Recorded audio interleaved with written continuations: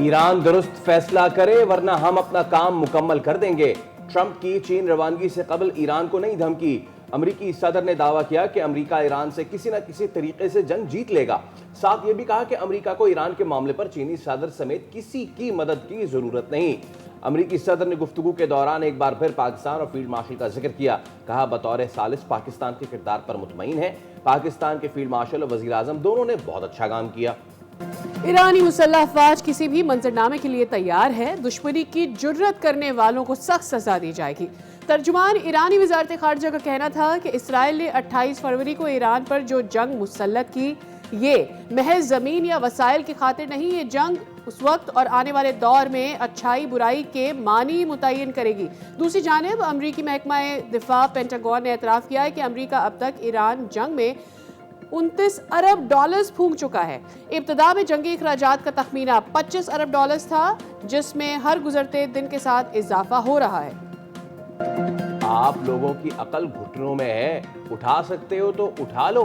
हमारे इतने अकाउंट्स हैं कि दीवारों में टक्करें मारोगे, कुछ नहीं कर सकोगे। पुलिस को खोला चैलेंज देने वाली मलका मुनशियात की अदालत में शाहाना पेशी।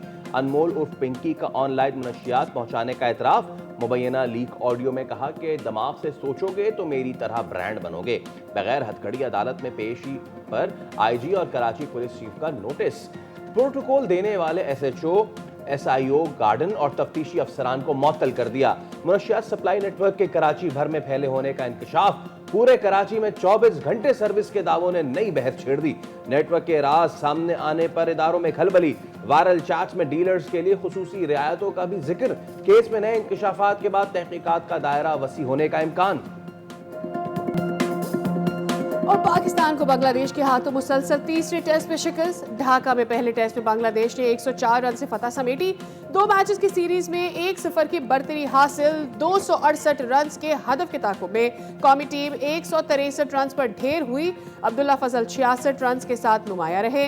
नाहिद राना ने 5 शिकार किए। बांग्लादेश ने आखिरी रोज दूसरी इनिंग्स 240 रन पर डिक्लेयर की थी। नजमो हसन शैंटो मैच के बेहतरीन खिलाड़ी करार पाए। ये बांग्लादेश की अपनी सरजमीन पर पाकिस्तान के खिलाफ पहले टेस्ट फतह है और पाकिस्तान के खिलाफ मुसलसल तीसरी है।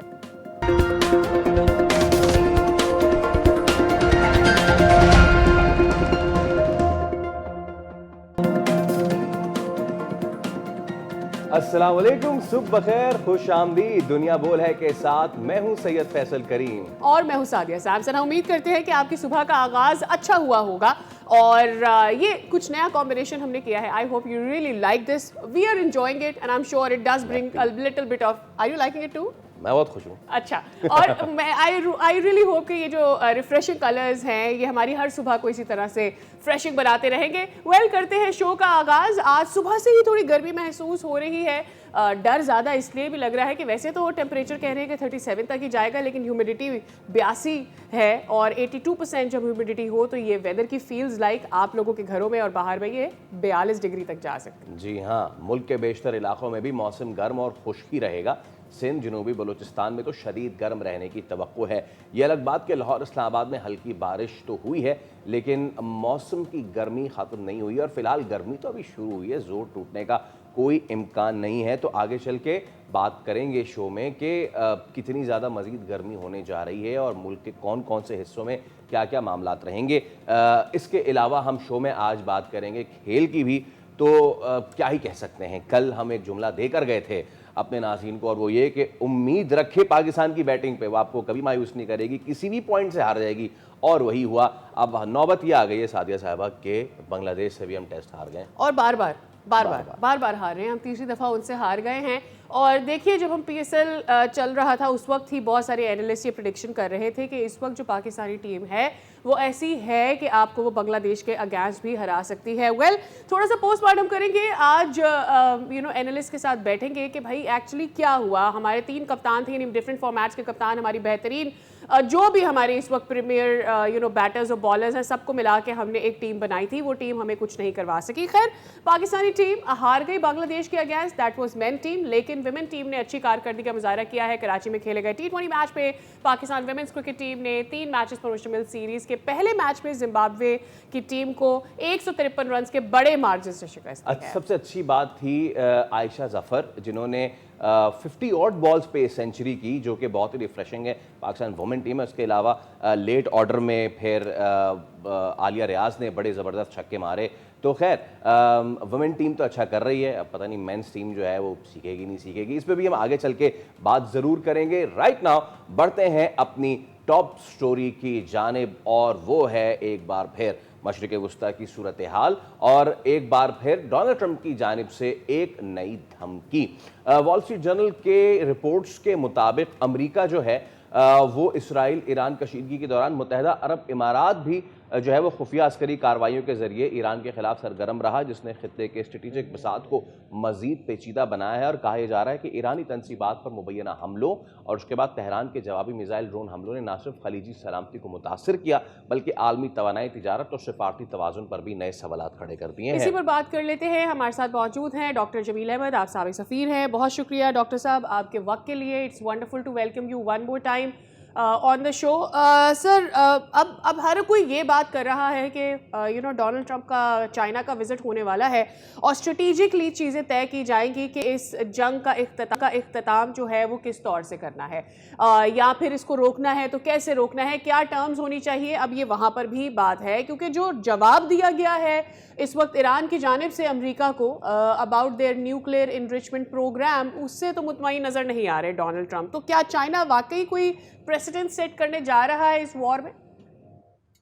नहीं, चाइना के पास लेवरेज क्या है प्रेसिडेंट सेट करने की?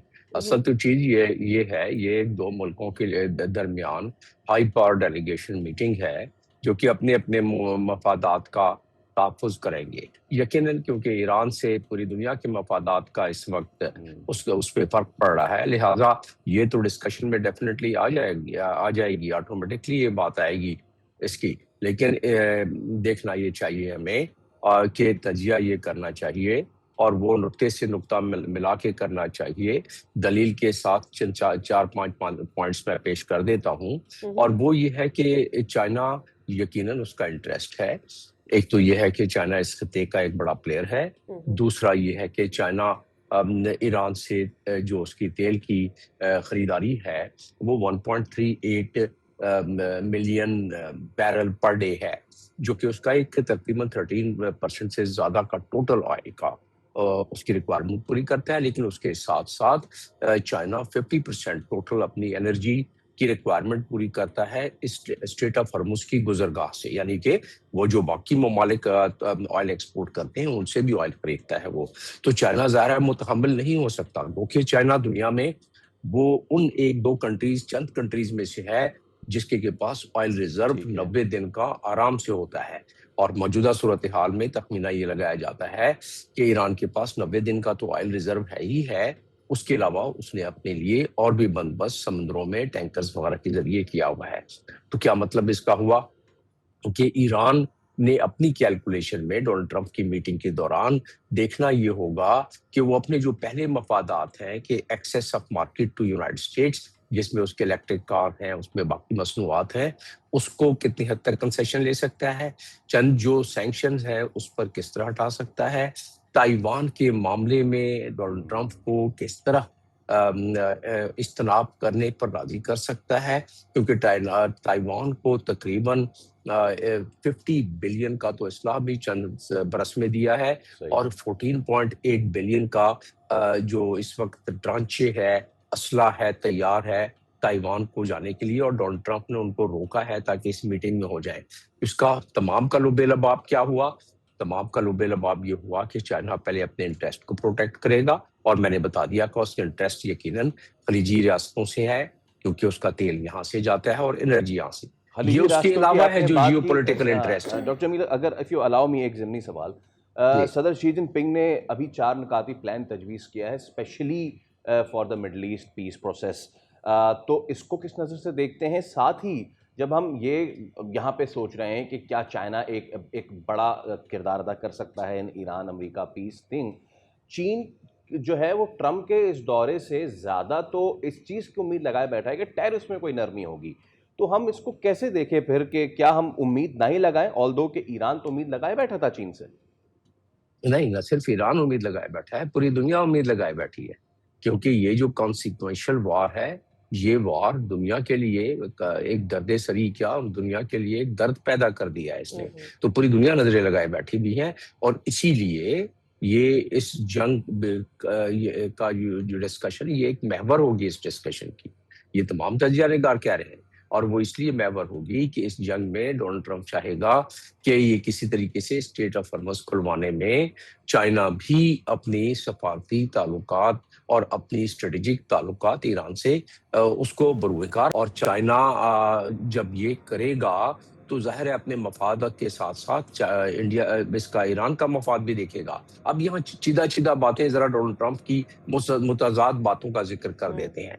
अगर हम एक सफ़े पर लेके डोनाल्ड ट्रंप की वो बातें जिसमें उन्होंने ईरान की कौम को कहा है कि बड़ी ज़हीन, बड़ी अच्छी कौम है, दूसरी ये बात कि वो जंग जीत चुके हैं, तीसरी ये बात कि ईरान को फिर धमकियां, दूसरे सफ़े पे आप लिख लें कि ईरान को धमकियां, ईरान को डेसिमेट कर दिया जाएगा, नेस्तो नाबूद कर दिया जाएगा, यही बात उनके सेक्रेटरी वार ने भी कल की। अच्छा, अब ये कर क्यों रहे हैं, ये तो हमें अंदाजा कराना चाहिए। दो वजूहत है इसकी, अमेरिका के लिए और एक वजह है ईरान के लिए। अमेरिका के लिए दो वजूहत ये है कि अमेरिका में उनकी अपने प्रेशर बहुत ज्यादा बिल्ड हो गया है। आज ही कोई तकरीबन कल 80 से ज्यादा कांग्रेसमैन, हालांकि वो मेजॉरिटी नहीं उनकी बनेगी, कि वो कहते हैं कि जी इनको सदर नहीं रहना चाहिए। तो बहरहाल वो एक प्रेशर तो है, एक कसीर आबादी की रिप्रेजेंटेशन तो है 80 से ज्यादा, लेकिन रेटिंग भी डाउन होती जा रही है। एक प्रेशर ये है। दूसरा, नेतन्याहू ने जैसे ही डोनाल्ड ट्रंप की ने बताया कि जी ये नामंजूर है मुझे प्लान ईरान का, उसकी दूसरी कॉल आई है नेतन्याहू की।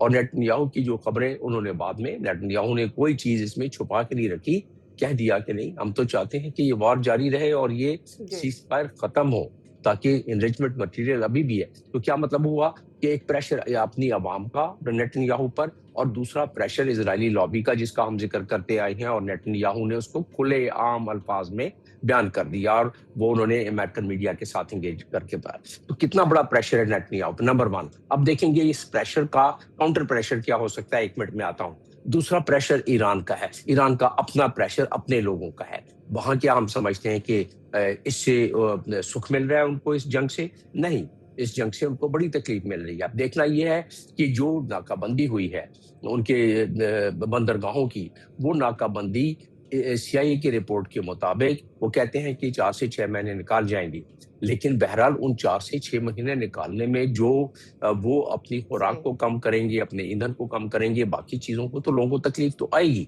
तो वो तकलीफ कहाँ तक बर्दाश्त की जा सकती है, मेरा अपना मान। अगेन हम गुरु आस्क के क्या डोनाल्ड ट्रंप के चाइना के विजिट से कोई फर्क पड़ सकता है? आई मीन ऑब्वियसली 4 पॉइंट्स जो फॉरवर्ड किए हैं इस वॉर के लिए चाइना ने, क्या उससे कोई फर्क पड़ने जा रहा है, या ये टर्म्स जो हैं इसराइल और US के बीच ही तय होंगी और वही फ्यूचर सेट करेगा?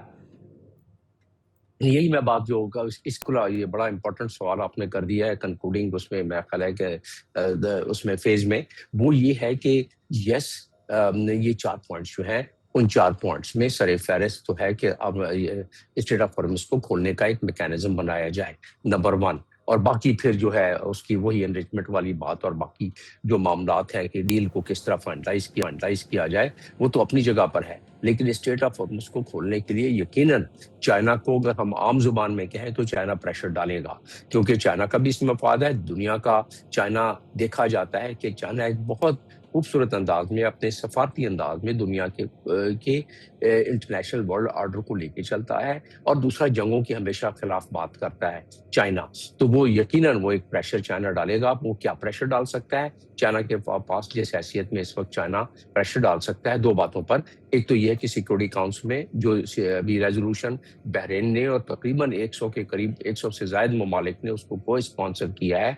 अब तो सऊदी अरब ने भी को स्पॉन्सर कर दिया है, गल्फ कंट्रीज ने सारों ने कर दिया है, और वो है कि स्टेट ऑफ हॉर्मज़ को खुलवाया जाए, और वो चैप्टर 7 के तहत वो कर रहे हैं। मेरा अपना मानना ये है कि डोनाल्ड ट्रंप रिक्वेस्ट करेंगे चाइना से, ऑलरेडी रिक्वेस्ट कर चुके हैं पुतिन से कि इसको वीटो न किया जाए, लेकिन मेरा अपना मानना यह है कि चाइना इसको वीटो कर देगा अगर चाइना के मुताबिक ये जो रेजोल्यूशन आ रहा है वो आर्टिकल 42 के तहत रेजोल्यूशन अगर आता है, इसका मतलब ये है कि कोलिजन फोर्स के जरिए ईरान को जो है उस पे जो भी जिस किस्म के भी हैवी ऑपरेशन मुसल्लत करके स्टेट ऑफ हॉर्मस को, उसका मतलब जंग तो फिर और तेज हो जाएगी ना, तो वो ईरान चाइना नहीं होने देगा। डोनाल्ड ट्रंप की अपनी कोशिश, इसका मतलब क्या हुआ कि आबना हॉर्मस खोलने के लिए जो ईरान ने सोचा है कि एक अथॉरिटी उन्होंने बना दी है। कल मैं एक बहुत बड़े आला सफीर के पास बैठा हुआ था, सबसे टॉप मोस्ट डिप्लोमेट के पास, ओमान के, तो मैंने यही सवाल किया, मैंने कहा कि क्या ये अथॉरिटी आप दोनों ने मिलकर बनाई है, ईरान और उसने? तो जवाब था हाँ, एक ऐसी अथॉरिटी बनाई है ओमान ने और उसके बाद ईरान ने, कि मेरा अपना मानना यह है उस अथॉरिटी को क्योंकि तकवीयत हासिल है, किस लॉ के तहत उन्होंने बनाई है, वो अक़वाम मुत्तहिदा का इंटरनेशनल लॉ है जिसको कि United nation law of high seas कहते हैं, और United nation law of high seas के तहत आर्टिकल 24 के तहत दोनों मुल्कों ने बना लिया है, ओमान ने भी और इन्होंने। तो ये चाइना में जब बात होगी स्टेट ऑफ हॉर्मस खुलवाने के लिए, क्योंकि उसमें इंटरनेशनल लॉ भी इन्वॉल्व है, तो लिहाजा ऐसी सूरत में वो अब नया हॉर्मस खुल जाएगा।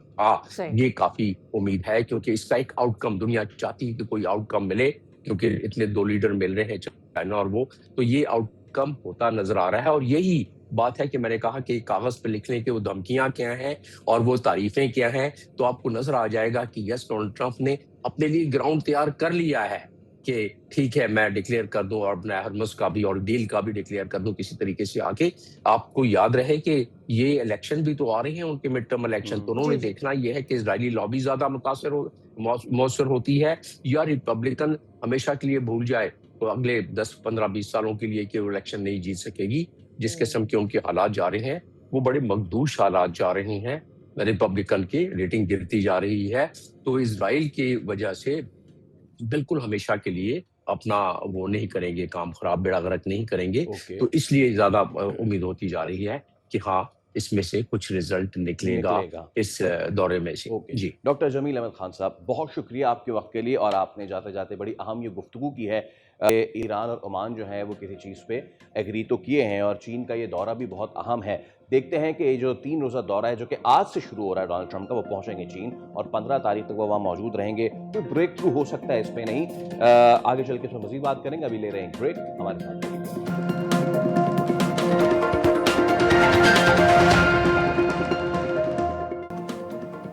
Welcome back. हमें एक दफ़ा फिर से ज्वाइन करने के लिए आपका बहुत बहुत शुक्रिया। कल एक खबर ब्रेक हुई, कराची में मनशियात के एक ऐसे खौफनाक और हैरान कुन नेटवर्क का इंकशाफ हुआ, और पूरे कराची में नहीं बल्कि पूरे मुल्क में खलबली मच गई, और शहरियों खसूसन जो नौजवान नस्ल है उनके लिए एक अलार्मिंग सिचुएशन भी बन गई। और वो इसलिए कि अनमोल उर्फ पिंकी, जो बज़ाहिर एक बड़ा ही सिंपल सा नाम लगता है, हमारे यहाँ आम तौर पर ये निकनेम्स होते हैं, लेकिन ये एक ऐसा नाम है जो कि ड्रग्स के धंधे में बहुत ही फेमस है, इनका एक बड़ा नेटवर्क है। और पुलिस के मुताबिक ऑनलाइन मनशियात सप्लाई हो, खातिन राइडर्स हो, करोड़ों रुपए की कोकेन की सप्लाई हो, घर घर उसको जदीद टेक्नोलॉजी और जरियों के तहत पहुँचाना हो, ये सारा काम इस नेटवर्क के अंडर हो रहा था। और उस पर जो खलबली मज़ीद मची वो ये कि जिस तरीके से इन्हें अदालत में पेश किया गया, जिस तरीके का इन्हें प्रोटोकॉल दिया गया, चलिए अब उस पर नोटिस तो ले लिया गया है, लेकिन उससे पहले जिस पुलिस देख रहे हैं आप, पुलिस अफसर जो इनको लेके हाजिर हुए हैं, वो इनको हाथ के इशारे से मैडम मैडम कह के उनको रास्ता दिखा रहे हैं। तो अब इस पर भी बहुत ज़्यादा लेदे हुई है। अब ये सारा मामला है क्या, ये खातून कौन है, और कराची में होने वाले जो पिछले साल का अरमगान केस था, क्या उससे भी इनके ताने बाने मिलते हैं, इस सब पे हम बात कर लेते हैं। हमारे साथ हमारे नुमाइंदे खुर्रम गुलजार मौजूद हैं जो इस पर वर्किंग कर रहे हैं। खुर्रम, अस्सलाम वालेकुम। खुर्रम, अब तक क्या चीज़ें सामने आई हैं, ज़रा बताइए। ये खातून कौन है, कहाँ की रिहायशी हैं और कब से इस धंधे में मुलव्विस है, इनके साथ कौन कौन रहा है? देखिए, ये तकरीबन 15 साल से ये अपना नेटवर्क चला रही थी, और तकरीबन शहर भर में कहना गलत नहीं होगा कि इनका नेटवर्क मौजूद है।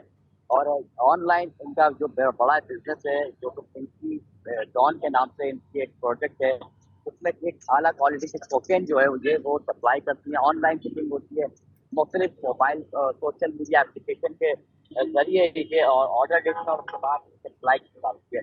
एक बड़ा गैंग जो है कुछ रोज पहले वो बस हुआ था, जिसमें मुसाफिर कोच के ड्राइवर को और के क्लीनर को गिरफ्तार किया गया और फिर एक नेटवर्क को ज्वाइन किया जो पुलिस के तरीकेकार है, जो कनेक्ट करते हैं कि किससे अनमोल कीमती से किस तरह रब्ता है। इसमें पुलिस एहलकार भी हैं, कुछ खवातीन भी हैं, जिसमें हिरा नामी एक खातून है, बेबू नामी एक खातून है। उनके जो कनेक्टेड जो लिंक है वो मुसाफिर कोच के ड्राइवर से थे। लाहौर से बाकायदा पैकेट जो है वो पैकेट की शक्ल में मुसाफिर कोच के जरिए कराची लाए जाते थे, जिसके बाद यहाँ पर राइडर्स जो थे वो उनको ऑनलाइन जो भी बुकिंग होती थी वहाँ वो सप्लाई करते थे। तो एक बहुत बड़ा एक नेटवर्क है, सिर्फ पिंकी ही नहीं और भी कारिंदे हैं जो सब शहर में मौजूद हैं। अब एक नया एक इंकशाफ आज और सामने आया, एक और ऑडियो जो है वो सामने आई है, जिसमें जो है वो पिंकी अनमोल पिंकी ने ये मैसेज एक रिकॉर्ड करके रखा हुआ था कि जैसे ही अगर मुझे कुछ होता है या मुझे गिरफ्तार कर लिया जाता है तो ये तमाम मैसेज अपने जो गैंग के कारिंदे हैं उनके अंदर सर्कुलेट कर दिया जाए और कारोबार को ना रोका जाए। तो ये सिलसिला चल रहा है। देखिए इन्वेस्टिगेशन किस तरह से होती है। सबसे बड़ा जो इम्पोर्टेंट इस पे बात है वो है तफ्तीश की। कि पुलिस गिरफ्तार तो करती है, बड़े बड़े यहाँ हमने देखा कि टेररिस्ट बड़े बड़े कैचर गिरफ्तार हुए, लेकिन जब वो कोर्ट में पेश होते हैं और उनकी तफ्तीश और चालान पेश किया जाता है तो वो इतना कमजोर होता है कि बाआसानी जो मुल्जिम होता है उसको जमानत मिल जाती है। और वो तो कॉन्फिडेंस खुर्रम नजर भी आ रहा है, जिस तरह से उनकी एंट्री हुई है अदालत पे, वो कॉन्फिडेंस नजर आ रहा है कि उनको ऐसा महसूस होता है कि उनका केस कितना कमजोर है। इंकशाफ किया जा रहा है कि इनके कुछ लिंक्स हैं पुलिस वालों से भी। गालिबन इनकी शादी भी दूसरी जो हुई थी वो किसी पुलिस ऑफिसर से ही हुई थी। फिर वहाँ से ये कहती है कि जी इनको मदद भी मिली अपना नेटवर्क मजीद वसी करने में। क्या कितनी हकीकत इस बात में? शायद पहली शादी भी उन्होंने ऐसे ही किसी शख्स से की थी। तो पहली शादी उनकी एक वकील से की और मुबैना तौर पर बताया जा रहा है कि वो एक गैंग चलाते थे वो भी, और कुकिंग का सारा इस्तेमाल करते थे। वहीं से उस खातून ने कुकिंग बना जो कुकिंग है उसको बनाना शुरू किया और सप्लाई शुरू की। वो शादी चल नहीं सकी। अब ये बताया जा रहा है कि जो तफ्तीशकार है उनका कहना ये है कि खातून ने ये इंकशाफ किया है कि उन्होंने एक पंजाब पुलिस के साबिक पुलिस अफसर से जो है वो शादी की हुई है और ये लाहौर में मुकीम थी। इनको हाल ही में जो गिरफ्तार किया गया, ये कराची पहुंची, किस तरह कराची आई, किस लिए कराची आई थी और क्या काम था, ताहम अब ये पुलिस कस्टडी में है, जुडिशल रिमांड पर मौजूद है। तफ्तीश जो है वो इनको जेल में ही की जाएगी। इसमें जो अहम बात है कि पुलिस ने जो एफआईआर में एक संगीन गलती की है इस मुकदमे के अंदर, जो कि गुज़श्ता रोज गार्डन में दर्ज किए गए 2 मुकदमे दर्ज किए गए गार्डन में खातून की गिरफ्तारी पर। इससे पहले अनमोल पिंकी पर 10 मुकदमा दर्ज थे। गुज़श्ता रोज गार्डन में 2 मुकदमा, जिसमें असला गैर कानूनी असले का मुकदमा है और दूसरा मुकदमा कुकीन जो बरामद हुई के बाद से, जिसमें 1200 से जायद कुकीन है, 15 से जायद वो कैप्सूल है जो कि तैयार किए गए थे। एक कैप्सूल की कीमत तकरीबन 40,000 रुपए के करीब बताई जा रही है। अच्छा, उस एफआईआर का मैं जिक्र कर रहा था तो उस एफआईआर में पुलिस ने गलती एक संगीन ये की कि जो खातून का जो एड्रेस है वो एक ऐसी रिहायशी अपार्टमेंट का डाला गया। 3rd फ्लोर बिलाल आर्केड है गार्डन के इलाके में, 3rd फ्लोर पे 306 फ्लैट नंबर बताया गया।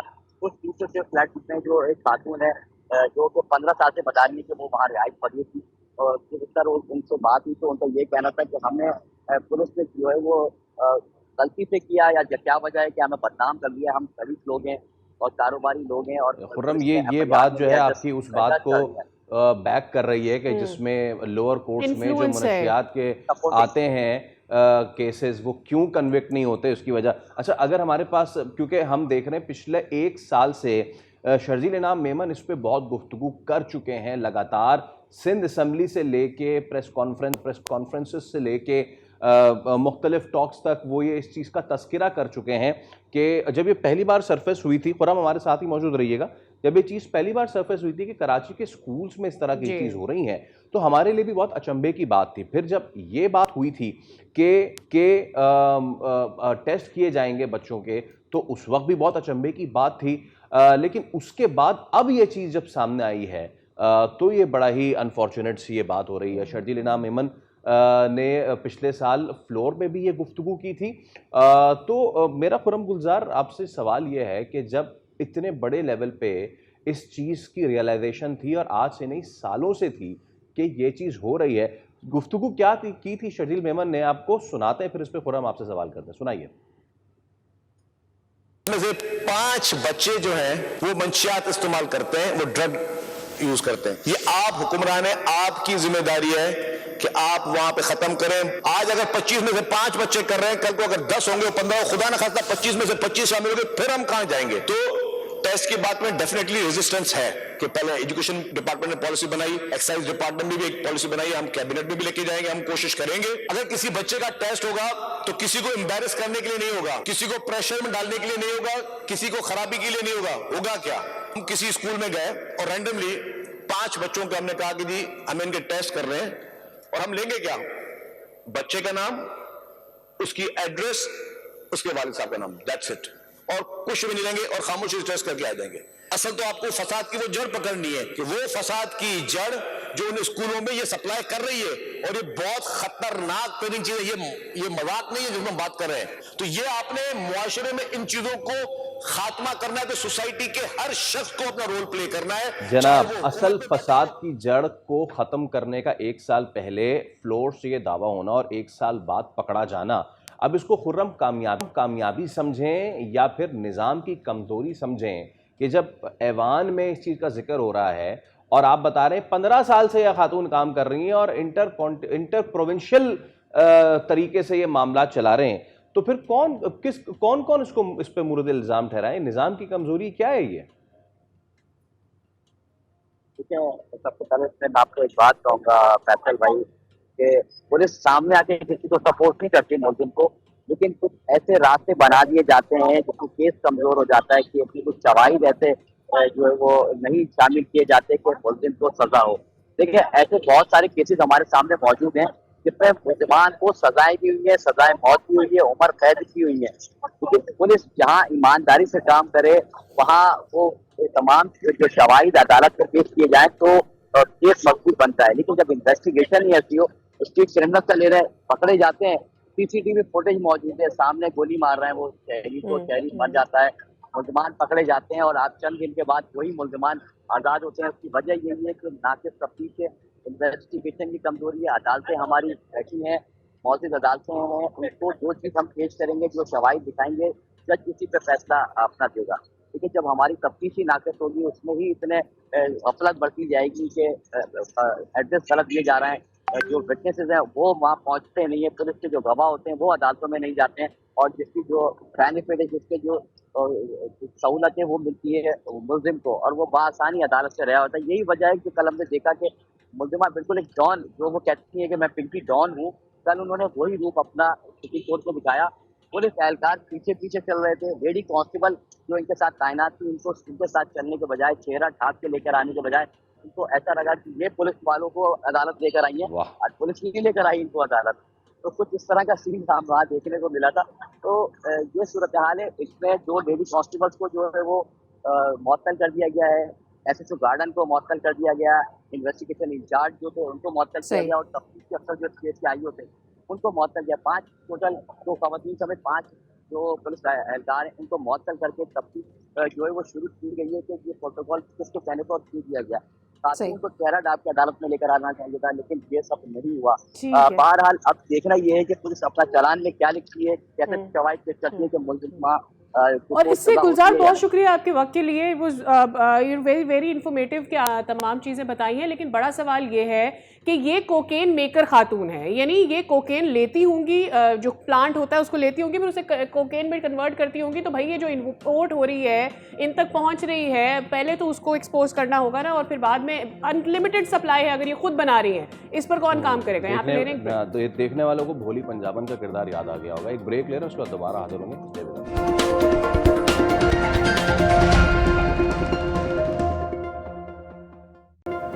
Welcome back. हम हमेशा बात करते हैं पाकिस्तान में टैलेंट की कमी नहीं है, लेकिन बात हम तो ये भी करते हैं कि उसकी कोई कदर भी नहीं है। कई खामोश हीरोज ऐसे जिन्होंने अपनी मेहनत, अज़म और गैर मामूली सलाहियतों से आलमी सतह पर सब्ज़ लाली, परचम बुलंद किया। और सिद्दीक शेख भी ऐसा ही एक नाम जिन्होंने बॉडी बिल्डिंग की दुनिया में पाकिस्तान को 9 मुख्तलिफ ममालिक में आलमी एजाज़ात दिलवाए। मगर अफसोस ये कि इतनी कामयाबियों के बावजूद इनका जो हशर है वो हम आपके सामने रखते हैं। उनको जो चेक मिला है इस वक्त उनकी पजीराई के लिए दे युगो 3,947 रुपये, आगे ओनली भी लिख दिया इन्होंने। दे युगो 2012, 14, 15, 16 एक बॉडी बिल्डर को बॉडी बिल्डर बनने में जितनी मेहनत लगती है वो आम लोग शायद नहीं जानते हैं, but there you go Sadia.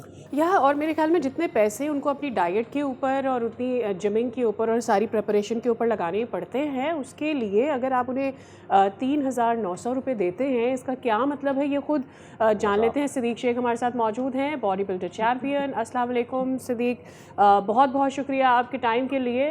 सबसे पहले तो आपके टैलेंट के लिए आपको कॉन्ग्रेचुलेट करना चाहते हैं। जब आपने पाकिस्तान का नाम सरबुलंद किया है, उसके लिए भी आपको कॉन्ग्रेचुलेट करना चाहते हैं। हमारी बदकिस्मती कि जब तक कि किसी हमारे टैलेंट के साथ बुरा होता नहीं है, वो हाईलाइट भी नहीं हो पाता, और ये एक अच्छा तरीका नहीं है उसको हाईलाइट करने का बहरहाल, लेकिन आपकी आवाज़ भी मीडिया ही बनता है। जानना ये चाहते हैं कि ये 3,900 भी क्यों जहमत की देने की गवर्नमेंट ने आपको ना देते? जी, सबसे पहले मैं शुक्रिया अदा करूंगा बोल न्यूज़ का कि जो मेरी आवाज़ बने, और क्या कहते हैं कि मैं गन कंट्री क्लब का एम्प्लॉई हूँ, और 2023-24 में मिनिस्ट्री ऑफ आईपीसी ने हमारे डिपार्टमेंट को टेक ओवर किया।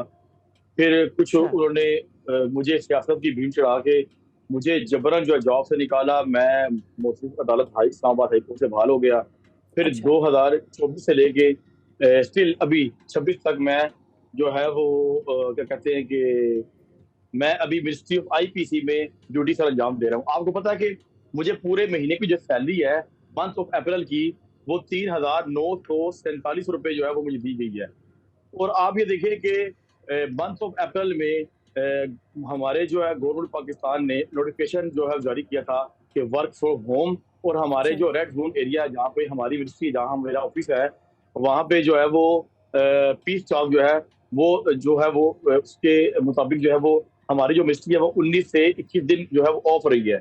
और ये जो करनामा सर अंजाम दिया है, ये हमारे 2 सेक्शन ऑफिसर है मिनिस्ट्री ऑफ आईपीसी के, इमरान अफराज और अवैस करनी साहब, जिन्होंने ये करनामा सर अंजाम दिया। और मैं आपको बताना चलूँ कि जब मैंने पूरी मिनिस्ट्री में लोगों से पूछा, अपने कोलीग से पूछा, जो मेरे अभी के कोलीग है, उन्होंने कहा कि हमारी जो पूरी सैलरी, हमें तो पूरी सैलरी आई है, आपको इन्होंने 3,947 रुपये चेक क्यों दिया?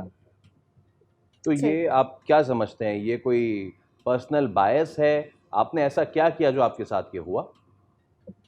देखिए, जो काम सारे करते हैं वही मैं कर रहा हूँ। और आप ये देखें कि मैं खास तौर पे मैं ये रिक्वेस्ट करना चाहूँगा, जो हमारे चीफ पैटर्न हैं गन कंट्री क्लब के, प्राइम मिनिस्टर ऑफ पाकिस्तान मियां शहबाज शरीफ साहब, और मैं रिक्वेस्ट करना चाहूँगा फील्ड मार्शल जो है हमारे सैयद आसिफ मुनीर साहब, और मैं रिक्वेस्ट करना चाहूँगा मोहसिन नकवी साहब, जो आजकल स्पोर्ट्स को बहुत ज़्यादा प्रमोट कर रहे हैं। देखिए कि उनके पास जो भी खबर जाती है वो इसका भरपूर एक्शन लेते हैं, और स्पोर्ट्समैन की जो है वो भरपूर सपोर्ट करते हैं। सही। 2014, 15, 16, 17 चैंपियन बने, उस वक्त गवर्नमेंट की क्या सपोर्ट रही है आपके लिए? देखिए जी कि जब मैंने जब पाकिस्तान के लिए गोल्ड मेडल जीता, और मैंने इंडिया को बीट किया था उस टाइम,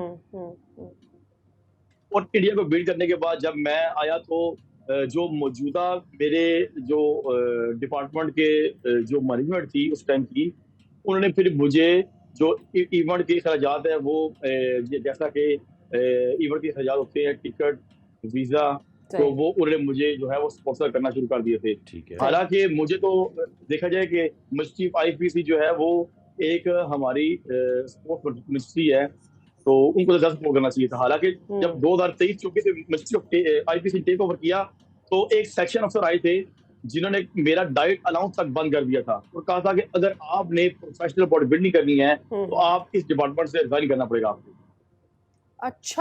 अच्छा, तो फिर आपको लगता है कि ये जो पैसों वाला मामला हुआ है, ये पर्सनल अटैक है आपके ऊपर? जी देखिए, बज़ाहिर तो ऐसा ही लगता है, लेकिन जो हमारे फेडरल सेक्रेटरी है मिनिस्ट्री ऑफ आईपीसी के मयूद्दीन मानी साहब, मैं उनसे रिक्वेस्ट करना चाहूँगा कि वो बकायदा तौर पे अपने जो उनका स्टाफ है, जो उनके स्टाफ में ये सेक्शन ऑफिसर आते हैं, इनसे बकायदा तौर पे पूछा जाए कि इन्होंने ये कारनामा सर अंजाम कैसे दे दिया है, जबकि पूरे स्टाफ की जो सैलरी है वो मंथ ऑफ अप्रैल की पूरी गई है, और जो मेरे साथ इन्होंने वो 3,947 का चेक बना के मुझे दे दिया। ओके, सिद्दीक शेख साहब, कोशिश हमारी है कि आपकी आवाज़ आगे तक पहुंचाएं, क्योंकि जितनी मेहनत का ये काम है उसका सिला ऐसे नहीं मिलना चाहिए। लेकिन देखते हैं कि मामला कहाँ जाता है। बहुत शुक्रिया, आप हमारे साथ मौजूद थे और हम आपको बेस्ट विश करते हैं for your future endeavours. Obviously जब कोई शख्स इतनी मेहनत से मुल्क का नाम रोशन करे तो इसमें उसका हाथ बटाना चाहिए, उसका साथ देना चाहिए, ना कि उसके साथ इस तरीके की कार्रवाई करनी चाहिए। वेल विद दैट हम एक मुख्तसर सा वक्फा ले रहे हैं, दोबारा हाजिर होंगे इस तक।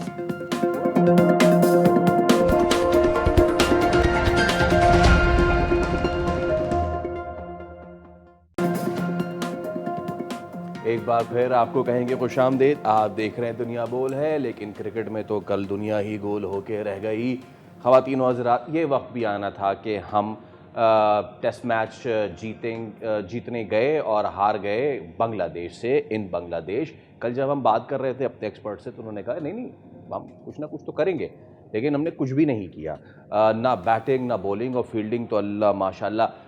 अगर हमारे पास मोहम्मद रिजवान की वो क्लिप्स आई हैं, मैं चाहूँगा कि हम पहली फुर्सत में वो तो चलाएं ना कि और हम जो दे यू गो, मोहम्मद रिजवान ने एक कैच छोड़ा, उसके बाद मोहम्मद रिजवान ये बहुत क्रूशल मोमेंट था जिस वक्त पाकिस्तान को विकेटें चाहिए थी। उसके बाद मोहम्मद रिजवान ने एक स्टंप छोड़ा, दे यू गो, एक और बहुत ही क्रूशल, और ये भी इन्होंने स्टंप छोड़ा, very crucial. And then Mohammad Rizwan when he came out to bat, उन्होंने वो समझे कि पर्थ वैका में बैटिंग कर रही, left the ball. This was humiliation at its peak. मुझे समझ में नहीं आ रहा कि मोहम्मद रिजवान, जिनका पूरा PSL ही इसी तरह का गुजरा जिस तरह का उनका टेस्ट मैच गुजरा है, ये तो I don't know what's wrong with our team, what's wrong with him, मुझे समझ में नहीं आ रहा। कल जब परसों सलमान अली आगा की प्रेस के सामने आई थी, सलमान ने बोला कि अगर ब्रेव होगा बांग्लादेश और 270 पर हमें रखे, मतलब हमें देगा 270 बनाने के लिए, और फिर हम उनके ये कर लेंगे, चेस कर लेंगे, तो जी हाँ बिल्कुल हम जीत जाएंगे। ब्रेव इनफ क्या, उन्होंने बोला 270 240 पे ख़त्म करते हैं, जाओ जो कर सकते हो कर लो। फिर हमने बोला नहीं, हम तो सिर्फ 163 ही कर सकते हैं, और फिर हमने 163 किया और उसके बाद हमारी पूरी टीम आउट हो गई और हम 104 रन से बांग्लादेश से ये मैच हारने में कामयाब हो गए, बिकॉज हम बड़ी कामयाबी के साथ कंसिस्टेंटली मैचेस हार रहे हैं। तीसरा टेस्ट मैच हम हार चुके हैं। सैयद मोहम्मद अवैस हमारे साथ मौजूद है, क्रिकेट के एक्सपर्ट। अवैस भाई, बुरा लगता है बोलते हुए, लेकिन इट्स अ शेम। मतलब आप बांग्लादेश से हार रहे हैं और आपके सारे अच्छे नाम हैं उसमें, मतलब वो नाम जिनके ऊपर हम रिलाय करते रहे हैं, लेकिन इस तरह का फेलियर। हाँ देखें, जो आपने एक स्टार्ट में भी कहा, इट्स अ शेम, मैं फिर कहता हूँ, क्योंकि जब आप बांग्लादेश की बात करते हैं तो बांग्लादेश के खिलाफ हम लोग अभी तक पाकिस्तान, जो कुल मिला के जो पाकिस्तान में खेले थे अभी तक हम खेले हैं, तो लगभग शायद हम 6 टेस्ट मैच में से 5 टेस्ट मैचेस हार चुके हैं। अगर आप शान मसूद की कप्तानी की बात करें तो हमने वेस्ट इंडीज से भी शिकस्त खाई, हमने आई गेस ऑस्ट्रेलिया से भी हमने शिकस्त खाई, उसके बाद ये आपके सामने बांग्लादेश वाली सूरत हाल है, और इंग्लैंड के खिलाफ भी हमने शिकस्त खाई थी। तो कैसे सच को अच्छी इंप्रेशन आपको नजर नहीं आते टेस्ट मैच के अंदर। एक वक्त था, आपको याद हो, हम कहते थे कि यार टेस्ट चैंपियनशिप का कब हम फाइनल खेलेंगे, तो जो सूरत हाल इस वक्त टीम की है, ये तो मुझे लगता है 2-3 साल में लग जाएंगे फाइनल खेलते हुए, क्योंकि जब आप पाकिस्तान टेस्ट टीम की बात करते हैं आपकी प्रायोरिटी नहीं है। अभी आप रिजवान की बात कर रहे थे, ये कल 2-3 दिन से हम अपने खुद शो में डिस्कस कर रहे हैं, अगर कि आप रिजवान की, अगर आप बॉडी लैंग्वेज की बात करें, आपको रिजवान नजर ही नहीं आते विकेट कीपिंग के अंदर। आज भी आपको पता है, एक बात की जाती थी कि Rizwan is one of the best gloves man of Pakistan, इसमें कोई डाउट नहीं था, लेकिन समझ में नहीं आ रही कि साइकोलॉजिकल प्रेशर है जो PSL के अंदर सूरत हाल बनी, वो शायद अपने आप को बताना चाह रहे हैं कि नहीं यार, मैं भी पाकिस्तान टीम के लिए खेल सकता हूँ, मैं अच्छा परफॉर्म कर सकता हूँ। उनकी विकेट कीपिंग स्किल्स आप देख लें बहुत बेकार थे। पहली इनिंग्स में उन्होंने अच्छा परफॉर्म किया, दूसरी इनिंग्स में जो उनको बॉल पड़ी जो काफी अंदर, आपको पता शार्प अंदर आई थी, वो थोड़ा सा डिफिकल्ट जरूर था बैट्समैन के। लेकिन रिजवान का एक इशू है, बैट एंड पैड का गैप, वो हमेशा आपको नजर आएगा, क्योंकि जिसपे वो अभी भी ज्यादा नजर आते हैं। लेकिन coming back to the captaincy, में थोड़ा सा हैरान इस पे था कि इनिशियली अगर आप पहले भी अगर आप देखें, जिस वक्त बांग्लादेश बैटिंग कर रहा था, तो आपकी कोशिश होती है कि आप अटैकिंग मोड फील्ड रखते हो टेस्ट क्रिकेट के अंदर। शान मसूद ने जिस तरीके से अपना कप्तानी की है, यहाँ पर एक तो फील्ड आपने ओपन कर ली कि उनके बैट्समैन आके इजीली रिलैक्स होकर आपको नजर आए कि वो सिंगल्स करते हुए उन्होंने पार्टनरशिप्स बिल्डअप की। वैसे पाकिस्तान ने बड़ा अच्छा 15 ओवर बड़े जबरदस्त निकाले थे, मैं पहली इनिंग्स की बात कर रहा हूँ। उसके बाद जब आप बॉलर कॉम्बिनेशन की बात करते हैं, क्योंकि हम लोग गए थे एक जेन्युइन स्पिनर के साथ, बेरेस अगर आप जरा कंपेयर करते हैं Bangladesh bowlers versus Pakistani batsman, हमारे पास 7 लेफ्ट हैंड बैट्समैन मौजूद थे, जिसकी वजह से मुझे जो सबसे बड़ा थ्रेट था वो था कि नहीद राना बहुत ज्यादा आपको टफ टाइम देगा। लेकिन शायद वो जो out of the syllabus Tanzid की बात करें, मेहदी की बात करें, वो यहाँ पर आ गए। तो पाकिस्तान के लिए कल भी आपको पता है जिस वक्त नहीद राना सेकंड इनिंग्स के अंदर उन्हें लेफ्ट आर्मर्स को टफ टाइम दिया, बड़ी जबरदस्त उन्हें परफॉर्मेंस दिखाई है। तो ओवरऑल पाकिस्तान का ये मसला है। फिर अगर आप थोड़ा सा टेस्ट क्रिकेट की बात करते हैं, ये सवाल कल भी हम कर रहे थे कि मुझे समझ में नहीं आती कि आपके पास हुरैरा था, आपको याद है उसने डबल 100 भी की, 2 इनिंग्स उसने खराब खेली, आपने उसको टेस्ट टीम से निकाल दिया। इससे पहले आप अगर प्लेयर्स की बात करते हैं, इमरान भट्ट एक लड़का आपके पास आया था, आपने कहा जी कल का one of the best batsman हमें मिल चुका है, स्लिप कॉर्डन एरिया बड़ा तगड़ा हो गया, 2 इनिंग्स खराब हुई, आपने उसको टेस्ट टीम से निकाल दिया। आप बहुत से ऐसे प्लेयर्स हैं, आबिद अली की आप बात कर लें, आबिद अली जब फिट हुए वापस आए, वो मेरे ख्याल से फिटनेस का भी इशू रहा ऑलवेज भाई। ऐसे बहुत से प्लेयर हैं जिनको हमने जी, जाया किया है। जी। हमारा मसला ये है कि हम कंसिस्टेंटली टेस्ट क्रिकेट के अंदर हम ध्यान देना नहीं चाहते। आप यंगस्टर्स की बात करते हैं कि जी आपके पास देखें टेस्ट क्रिकेट है, आपको टेरवे क्विक चाहिए, आपके पास अली रजा मौजूद था, एक मूसा खान आपको याद है, एक जी फास्ट जी बॉलर होता था जिसको ऑस्ट्रेलिया आप में डेब्यू किया उसके था। अंदर लेके आए, आपने उसको भी गायब किया। आप आज तक वो पता ही नहीं किधर है, बल्कि उसने भी हैट्रिक भी डोमेस्टिक के अंदर ली थी। मूसा की बात करें तो मुझे अभी भी याद है कि जितना फ्रीक्वेंटली वो लड़का परफॉर्म करा, उसने अपनी फिटनेस पे भी काम किया, लेकिन वो लड़कों को जब आप चांस नहीं दोगे तो वो क्या कोशिश करते हैं कि शॉर्टकट्स ढूंढते हैं कि यार अवेश T20 भाई, ज्यादा अवेश भाई आप पाकिस्तान में क्या मुझे एक केयरफुल अंदाजा बता सकते हैं कि मूसा कितने पेस पे कर रहा होगा बॉलिंग? इस वक्त देखिए, मूसा जिस वक्त पाकिस्तान टीम के लिए उसने डेब्यू किया तो तब था 148 147 के करीब था। अभी भी वो 145 146 को टच करता है। आई रेस्ट माय अगर केस। आप थोड़ा सा डेटा एनालिसिस के हिसाब से निकालें शाहीन तो शाह अफरीदी का मैक्स पेस क्या रहा है इस टेस्ट मैच में, ऐसे अंदाजन? 136 ओके, 136 136 So- आपका जो मैक्सिमम पेस की बात कर So रहा there हूँ, you जो go. आपने 136 और जो Yes. स्कोर वन था, सो देयर मैं यू शाहीन के स्कोर वन की बात कर रहा हूँ, it was 98 kilometre per hour. Right. मैं देखिए अब प्रॉब्लम एक ये चीज है कि नॉट डाउटिंग हिम, ही हाँ। Has been one of a lethal fast bowler, सारी चीजें हैं, लेकिन मसला पता है क्या है? हम एक चीज अंडरस्टैंड किस सेंस में कह रहा हूँ कि शायद पाकिस्तान क्रिकेट बोर्ड और जो शाहीन शाह अफरीदी में जो एक गैप है ना, शायद हिचकिचाहट है बात करते हुए कि मेरी बॉडी इस वक्त जवाब नहीं दे रही टेस्ट क्रिकेट के लिए, मुझे काइंडली प्लीज आप 2 फॉर्मेट्स के लिए कर दें या मुझे सिर्फ एक फॉर्मेट के लिए रख लें, जो कि दुनिया में दूसरी टीम्स करती हैं। वर्कलोड मैनेजमेंट की बात कर रहा हूँ। हमारे यहाँ मसला है कि एक बॉलर इतना डरता है बात करते हुए कि उसको पता है, बॉलर का बैट्समैन डर जाता है, कप्तान डरता है कि यार मैंने बात की ना तो ये ना कि भाईजान हमें आंखें दिखा रहा है, इसको तो चलता बनो ना, दूसरा को लड़का ले आओ यहाँ पर। आप अपने तीनों फास्ट बॉलर्स को इस वक्त निकाल लें। अब्बास का एक फायदा क्या है, क्योंकि वो काउंटी भी खेलते हैं, लॉन्ग स्पेल्स भी करते हैं, जितनी उनकी कैपेसिटी है, जितनी पेस है, उनके साथ वो टफ टाइम दे रहे तो वो आपको नजर आ रहा है। हसन अली भी सेम इट इज है। शाहीन का एक इशू सबसे बड़ा ये है कि उनकी ड्रॉप आया है पीएसएल परफॉर्मेंस में। आप देख लें, ऐसा कप्तान, ऐसा वनडे के अंदर भी आपको नजर आता है कि उनका इशू है फिटनेस के अंदर। तो ये जो चीजें आई गेस पाकिस्तान को करनी पड़ेंगी, ठीक, क्योंकि आपने 5 टेस्ट मैचेस खेलने इंग्लैंड में जाके, अगर ये सूरत हाल है, खुदा ना खास्ता वहां पर आपका 4-0 है, 3-0 होता है, तो ये तो बहुत बुरी सूरत हाल आपकी हो जाएगी फ्यूचर में। आप सही कह रहे हैं अवैस भाई। इफ आई रिमेंबर, मेरे ख्याल में हारिस रऊफ ने टेस्ट खेलने से मना किया था और उसके बाद उसको सेंट्रल कॉन्ट्रैक्ट नहीं मिला था। Was it the case?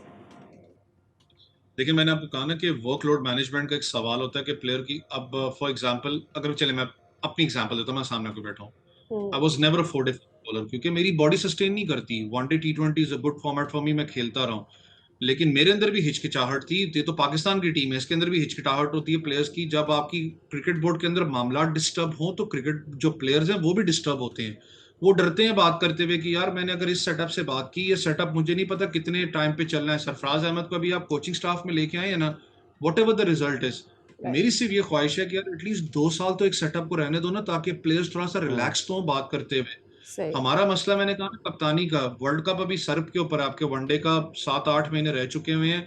आप यकीन मान लें, 1 महीने पहले भी जो भी कप्तान होगा, आप उस कप्तान को पूछें कि वर्ल्ड कप में जा रहे हो, वो भी डर रहा होगा कि पता नहीं मैं वर्ल्ड कप में हूं तो छोड़, मैं टीम में हूं या नहीं हूं, क्योंकि आपकी इंस्टेबिलिटी बहुत ज्यादा है। इस वक्त बॉलिंग यूनिट की भी आप बात करें, it was a best chance कि आप अगर अपनी पेस बैटरी के अंदर अली रजा है, एहसानुल्लाह आपके पास सर मौजूद है। एहसानुल्लाह अली रजा को रखें सर एक तरफ, ये जो खुर्रम शहजाद हम लेकर गए हैं, ये हम वहाँ पे उसको ढाका की चमचम खिलाने लेके गए हैं। मतलब कि इस विकेट पे he would have prove to be lethal, बड़ा अच्छा विकेट था, लेकिन उसको हमने नहीं खिलाया। बॉलिंग की तो हमने काफ़ी बात की। नाउ कमिंग टू बैटिंग, ये सारे ट्राइड, मुझे शान मसूद पे तो मतलब थोड़ा अफसोस है ही। सऊद शकील, मतलब कि he is supposed to be the best batsman when it comes to tackling the spin. What happened with him, what happened with the batting actually? वो कौन सा प्रेशर था जो अवैस और फजल पे नहीं था और बाकियों पे था? सीनियर्स पे देखिए, दिस इज कंफर्म कि अगर आप सेकंड टेस्ट मैच की बात करें तो फजल अपना अब्दुल्ला की बात करें या आप बात करें साउथ शकील की, इन दोनों की जगह पे बाबर आजम आएंगे और मुझे जो फील होता है वो साउथ शकील की ही जगह है। आपने राइट पॉइंट आउट किया, क्वेटा ग्लैडिएटर्स से लेकर अब तक की सफर की आप बात करें, साउथ शकील आपको स्ट्रगल करते हुए नजर आए हैं, चाहे विद द कैप्टनसी की बात करें, चाहे विद द बैटिंग यूनिट की बात करें, क्योंकि जिस वक्त आप पाकिस्तान की हिस्ट्री उठा के देखते हैं, आपकी तीसरी और चौथी इनिंग्स वहां पर पाकिस्तान की बैटिंग हमेशा आपको फ्लॉप नजर आई है, क्योंकि हमें वो जो प्रेशर के ऊपर बिल्डअप करना होता है वो हमें आज तक आया नहीं है। मसला क्या हुआ कि आपके लड़कों ने एक महीना पीएसएल खेला, लंबा सीजन, आपने बीच में ब्रेक नहीं लिया, आपने डायरेक्टली इनको उठा के डाल दिया टेस्ट क्रिकेट के अंदर। वो मोड ऑफ गेम को चेंज करते हुए आपको टाइम लगता है। अभी भी आप इनकी जी शॉर्ट सिलेक्शंस देख लें, लड़कों की जो बॉल बाहर जा रहा है, जिसको टेस्ट क्रिकेट में आप लीव करते हो, आपके लड़के उसको उसको ट्रेस करने जा रहे हैं। दैट शोज कि अभी भी आपका जो मॉड गेम है T20 के अंदर, आपका टेस्ट क्रिकेट में मॉड गेम नहीं अभी तक आया। लेकिन जिस वक्त आप पाकिस्तान की ओवरऑल परफॉर्मेंस की बात करें, खास करके फिर बात जो आपने भी खुरम शहजाद की बात की कि वन ऑफ द बॉलर्स जिसको निप भी मिलता है, बॉल भी अच्छी बाहर निकालता है, वो एक अपना लीथल वेपन आपका इस अपना मैच के अंदर हो सकता था। एक और बेंच के ऊपर एक लड़का मौजूद है, जब उसका पूरा जूस निकल गया, जब उसकी एज डिक्लाइन पे आई, अमाद भट्ट की बात करूंगा, अब आप उसको उठा के लेके आए, one of the best allrounders in Pakistan domestic. उसने सियालकोट को भी रीजन जितवाया हुआ है, कंसिस्टेंटली परफॉर्म किया, लेकिन बेचारा कभी पाकिस्तान टीम खेल ही नहीं सका। एक T20 के सही लिए मुझे याद है इंग्लैंड लेके गए थे, उसको खिलाया नहीं, जो आप वाली बात है, शायद सिर्फ घुमाने लेके गए थे, मैनचेस्टर ये है या नॉटिंघम ये है, उसको घुमा के वापस लेके आए, वो बेचारा वापस पाकिस्तान टीम में नहीं आया। सही आज भी आपने उसको बेंच पे बिठाया हुआ है, मुझे ये फील होता है कि शायद अभी भी आप उसको ड्रॉप कर दोगे टेस्ट के बाद। तो देयर इज नो, फिर मैं कह रहा हूँ कि वो इंस्टेबिलिटी बहुत ज्यादा है पाकिस्तान टीम में, जिसको हमें ढूंढना पड़ना है हल। अगर नहीं करेंगे तो ये सूरत हाल ऐसी है कि वनडे वर्ल्ड कप में भी खुदा न खास्ता जी आप और मैं बैठ के ये कलप रहे होंगे, भाईजान हुआ क्या टीम के साथ। ठीक है, बहुत शुक्रिया अवैस भाई आपके टाइम के लिए।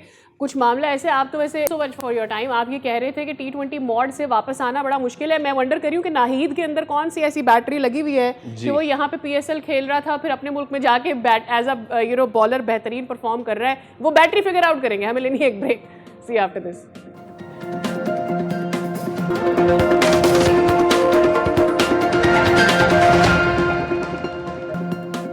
एक बार फिर आपको कहेंगे खुशामदीद। कुछ अवामी मसले की बात करें तो मुल्क भर में आटे की बढ़ती हुई कीमतों ने अवामी बजट पर एक और भारी बोझ डाल दिया है, और जो नई गंदम की कीमत है उसको देखकर, सुनकर और उस पर ख़रीद कर लोगों में तो इस वक्त जो है वो और ही ज़्यादा डिसअपॉइंटमेंट आ गई है। फसल बाज़ार में आने के बावजूद आटे की कीमतों में कमी के बजाय होशरुबा इजाफा देखने में आया है, और दूसरा हफ्ता है मई 2026 का, उसमें तो 20 किलो आटे के थैले की कीमत 2200 से 25 रुपए तक पहुंच गई है। जरा शार्प 400 रुपए का सीधा 4 जी। से 500 रुपए का फौरी इजाफा हो गया है, जो लोगों के लिए एक परेशानी का बाइस बना हुआ है कि सीधा 400-300 रुपए का इजाफा आप कैसे करते हैं। इस पर लाहौर में लोग परेशान है, ऑब्वियसली परेशान होना बनता भी है, और क्या ही कर सकते हैं, परेशानी से उनकी कीमतें तो कम होनी नहीं। फ्लावर इस वक्त क्या आटे का रेट चल रहा है लाहौर में? हमारे साथ मौजूद है जाफर बिन यार, हमारे कॉरेस्पॉन्डेंट, जो लाहौर की सूरत हाल हमें अपडेट करेंगे। जाफर, आगाह कीजिएगा, फौरी 400 रुपए का इजाफा। जी बिल्कुल, गंदम की कटाई का सीजन शुरू होता है तो बाद में अचानक शोर मचना शुरू हो जाता है कि आटा महंगा हो गया है। लाहौर के मुख्तलिफ मार्केटों का हमने दौरा किया, शिकायत मसूल हो रही हैं कि आटा महंगा हो रहा है। सिर्फ वो आटा जो शायद कम मिलता है, जो सरकार की जानब से इनकी मार्केटों में जो सस्ते बाज़ार हैं वहाँ पे मुयसर है, वहाँ पे शायद मिल रहा है, लेकिन लोग कहते हैं कि उन दुकानों पे भी नहीं मिल रहा। गंदम महंगी हो गई है, आटा महंगा होने के हवाले से क्या सूरत हाल? मैं इस वक्त लाहौर की एक आटा चक्की पर मौजूद हूँ, जो मालिक है आटा चक्की के, वो मेरे साथ मौजूद है। हम उनसे पूछेंगे कि ऐसी क्या वजह हुई है कि गंदम की कटाई का सीज़न शुरू होता है तो साथ ही आटा महंगा हो जाता है, और अब लाहौर में शिकायत भी मसूल हो रही हैं। ये बताइएगा कि मुख्तलिफ मार्केटों में शिकायत इलाकों में मसूल हो रही हैं कि आटा महंगा हो गया, इसकी वजह क्या है? ਉਹ ਭਾਈਆਂ ਗੱਲ ਹੈਗੀ ਕਿ ਗੰਦਮ ਮਹਿੰਗੀ ਹੋ ਗਈ ਹੈ। 4400 ਰੁਪਏ ਮਣ ਗੰਦਮ ਦਾ ਰੇਟ ਹੋ ਗਿਆ। ਪਹਿਲੇ ਗੰਦਮ 3500 ਹੁੰਦੀ ਸੀ, 3400 ਹੁੰਦੀ ਸੀ, 3200 ਹੁੰਦੀ ਸੀ, ਗੁਜ਼ਾਰਾ ਹੋ ਰਿਹਾ ਸੀ। ਹੁਣ ਗੰਦਮ 4000 ਰੁਪਏ, 4200, 4400 ਰੁਪਏ ਮਣ ਗੰਦਮ ਦਾ ਰੇਟ ਹੈ। ਉਹਨੂੰ ਲਿਆਣਾ ਹੈ, ਉਹਨੂੰ ਪੀਸਣਾ ਵੀ ਹੈਗਾ, ਪੀਸ ਕੇ ਸਫਾਈ ਕਰਨੀ, ਫਿਰ ਉਹਨੇ ਕੱਢਣਾ ਹੈ, ਫਿਰ ਜਦੋਂ ਸਫਾਈ ਕਰਨੀ ਫਿਰ ਉਹਦਾ ਕਰਨਾ। 2 ਕਿਲੋ ਮਣ ਚ ਵੈਸੇ ਕੱਢ ਦੇਣਾ। हुकूमत तो कह रही है कि वो सस्ती गंदम दे रही है, सस्ता आटा फराम कर रही है, तो उसके बावजूद किस तरह ये महंगा हो जाता है? ਜੀ ਉਹ ਜਿਹੜਾ ਆਟਾ ਹੈਗਾ ਹੁਕੂਮਤ ਦੇ ਰਹੀ, ਉਹ ਆਟਾ ਤੁਸੀਂ ਖਾ ਹੀ ਨਹੀਂ ਸਕਦੇ, ਤੁਹਾਡਾ ਪੇਟ ਦਰਦ ਹੋਏਗਾ, ਉਹ ਤੁਸੀਂ ਖਾ ਨਹੀਂ ਸਕਦੇ। ਚੱਕੀ ਜਿਹਨੇ ਖਾਣਾ ਉਹਨੇ ਚੱਕੀ ਦਾ ਹੀ ਖਾਣਾ, ਭਾਵੇਂ 500 ਰੁਪਏ ਕਿਲੋ ਹੋ ਜੇ, लेकिन लोग बहुत परेशान है, मजबूर है ने। उनका यही कहना है कि लोग मजबूर है। दूसरा उन्होंने बताया कि अखराजात इतने हैं, गंदम बड़ी ठीक है, महंगी लाहौर होगी में तो बिजली ये के। सिचुएशन है। और अब जरा इस्लामाबाद का रुख कर लेते हैं। डिप्टी ब्यूरो चीफ अली शेर हमारे साथ मौजूद है। अली शेर, इस्लामाबाद में क्या सूरत हाल है, जरा बताइए। जी बिल्कुल, इस वक्त मैं इस्लामाबाद के सेक्टर I9 में मौजूद हूँ और I9 में एक नान सेंटर पे मौजूद हूँ। इस वक्त आटा जो है, यानी जो रोटी का आटा है और सुपरफाइन यानी नान का आटा जो है, वो मुसलसल बढ़ रहा है। हुकूमत का कोई कंट्रोल नहीं है इस आटे की प्राइस के ऊपर। आज आटे का रेट जो है वो 10,000 रुपया जो है वो सुपरफाइन का है, जबकि 9,900 रुपया जो है वो सादा आटे का है, जिससे यानी ये पतीली रोटी तैयार होती है। तो इस तरह से आटा बिल्कुल आउट ऑफ कंट्रोल हो रहा है। पिछले साल यही आटे की प्राइस जब गंदम आई थी मार्केट में, तो उस वक्त 6200 रुपया फी बोरी थी, और जो सुपरफाइन का आटा था, सुपरफाइन हम कहते हैं जिसको, नान का जो आटा था, वो 7200 रुपया था। और आज जो है वो ये यानी 8800 से नीचे कम आया ही नहीं है। अब सर्दियों में क्या होगा, अभी तो सीज़न का आगाज़ है, इस पे बात करते हैं। यहाँ कुछ तंदूर पे काम करने वाले मौजूद हैं। अब देखें, जब आटे की कीमत बढ़ेगी, साथ रोटी का रेट भी बढ़ेगा, साथ किराए भी बढ़ेंगे।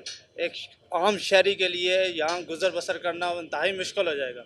ठीक है, इसलिए आटा लास्ट टाइम जो था वो 6000 समथिंग, अब वो 10,000 पे पहुँच गया। अब रेंज आप देख लें आटे की। ठीक है, अब यहाँ हुकूमत को चाहिए कि वो फिल फॉर इस पर एक्शन ले, और जो हमारे मतलबात हैं तंदूर वालों के, होटल वालों के, वो पूरे करें। तो घर वाले हों या तंदूर वाले या होटल वाले, सभी परेशान हैं कि आटे की जिस स्पीड से कीमत बढ़ रही है, अगर इसी तरह बढ़ती रही तो सर्दियों में क्या होगा। जी ठीक है, इस पर डिटेल्स आप हमारे साथ शेयर कर रहे थे।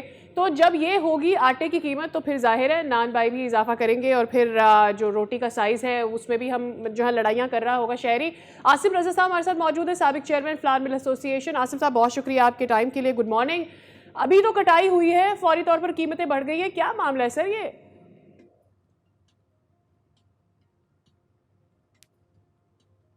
देखिए, इस दफा गवर्नमेंट चूंकि 3,000 रुपए ऑल प्रोविंसेस में इशू हो रहा था, तो सरकार ने, फेडरल गवर्नमेंट ने और सब ने मिलके कंसेंसस के साथ किसान को, चूंकि पिछले साल रेट नहीं मिला था, 2200, 2100 या 2,000 रुपया फीड में मिला था, तो किसान को अपना पाँव पे खड़ा करने के लिए, उसको नुकसान से बचाने के लिए 3500 रुपया इंडिकेटिव प्राइस की थी कि कम से कम इतना मिलेगा। तो मैं समझता हूँ कि ये तो बड़ी खुशाइन बात है कि किसान को उसका हक मिल रहा है, और 3500 रुपया जो है वो हुकूमत पंजाब, सिंध इससे ज़्यादा पैसे देने में किसान को कामयाब है। और आप ये देखिए कि किसान को एक्स फील्ड इस दफ़ा 3600 रुपया, 3700 रुपया पैसे मिले। और इससे जो काश्तकार है, जो बदजन हो गया था कि उसने फसल नहीं लगानी, उसने अब अगले साल भी इंशाल्लाह फसल लगाएगा। ये अब प्राइस अगर सिर्फ 2 साल पीछे चले जाए, जब केयरटेकर गवर्नमेंट थी, तो 2800 रुपया 20 किलो के थैले का रेट था, यानी कि 140 रुपए किलो था। अगर हम चक्की की बात करें तो चक्की का आटा देखें हमेशा बड़ा डिफरेंट रेट पे होता है। तो इस टाइम भी अगर हम लाहौर की बात करें तो 2800 से कम हो के 2200 में अगर आटा मिल रहा है, तो 600 रुपया जब ये गवर्नमेंट आई थी उससे नीचे है। ये तो पिछले साल काश्तकार के साथ ज्यादती हुई थी तो आटे का रेट कम था। इससे पहले, उससे पिछले साल जाए तो आटे का रेट इससे ज्यादा था। और ये जो फाइन की बोरी की बात कर रहे हैं, ये 12,000 रुपए पे थी और 13,000 तक गई थी। तो ये तो इस टाइम पे रिलीफ है। लेकिन ये और बात है कि पिछले साल जो गवर्नमेंट ने रिलीजेस की हैं वो 3,000 रुपए में की हैं, ताकि 14 रुपए की रोटी मिल इसका सके। मतलब ये है कि सिर्फ उस गंदम कॉन्सेप्ट की को कमी ध्यान का में हमें रखते हुए सामना ये नहीं बात है। ये sir, sorry to cut you, but इसमें इसका मतलब ये है कि हमें गंदम की कमी का बिल्कुल सामना नहीं है, सप्लाई इनफ है, ये सिर्फ किसान को रिलीफ देने के लिए पैसे बढ़े। This is what you are saying, मतलब हमें इंपोर्ट वगैरह भी नहीं करना चाहिए फिर? जी, किसान को रिलीफ, जी देखिए, किसान को रिलीफ देने के लिए ये बिल्कुल इंक्रीज आया है स्ट्रेट अवे 250 रुपया 20 किलो के पीछे, 500 रुपया 40 किलो के पीछे, और उसके बाद ट्रांसपोर्टेशन डाल के ये तकरीबन 350-400 रुपया तक का इजाफा बिल्कुल नियरेस्ट। और अगर दूर इलाकों में चले जाए, जैसा जनूबी पंजाब से अगर इस्लामाबाद जाएगा तो डेफिनेटली उसकी कैरेज बढ़ती है, तो वो पैसे बढ़ जाते हैं। तो लिहाजा ये किसान को रिलीफ देने के लिए ये अपना इजाफा है। और अदरवाइज अगर ये छोड़ दिया जाता ओपन, तो फिर अगले साल किसान काश्त ही ना करता, इस दफा ये जरूर हो गया कि इंशाल्लाह किसान अगले साल काश्त भी करेगा और आपको कहीं से बाहर से मंगवाने की जरूरत नहीं होगी। मौसमी असरात के बायस अगर ये कोई थोड़ा बहुत शॉर्टफॉल है तो उसका कतन ये मकसद नहीं है या मतलब नहीं है कि ये जो राइज है ये ड्यू टू शॉर्टेज है। ये तो भी बिल्कुल नई क्रॉप आई है और कुछ इलाकों में तो भी कटाई भी हो रही है, जैसा KPK में भी कटाई शुरू हुई है। अगर हम पठवार के अंदर देखें तो बरानी एरियाज में कटाई हो रही है। तो इसलिए ये बात कहना कि शॉर्टेज नहीं, ऐसा नहीं है। ये सिर्फ लोगों ने होल्ड किया और दूसरा नॉन जेन्युइन बायर्स की एंट्री है। पिछले साल जब 2200 में बिकी तो हर आदमी ने देखा कि 5000 रुपये में आटा गंदम बिकी है। तो इस दफा हर आदमी ने अपनी बसात के मुताबिक गंदम को होल्ड कर लिया है। उस पे हुकूमत को एक्शन करना चाहिए कि जिसका काम, जिसका रॉ मटेरियल गंदम नहीं है, उसको बाहर निकालें ताकि फ्लोर मिल्स तक की गंदम सस्ते नरखों में पहुंचे और आवाम को सस्ता आटा मिल पाए। अच्छा आसिम साहब, ये तो चलें ठीक है कि 3500 पे कम से कम रेट मुकर्रर हुए हैं, लेकिन अब प्रॉब्लम ये है कि अब जिसकी मर्ज़ी एक जगह से 2900 की रिपोर्ट आ रही है, कहीं से उससे भी ऊपर की रिपोर्ट आ रही है।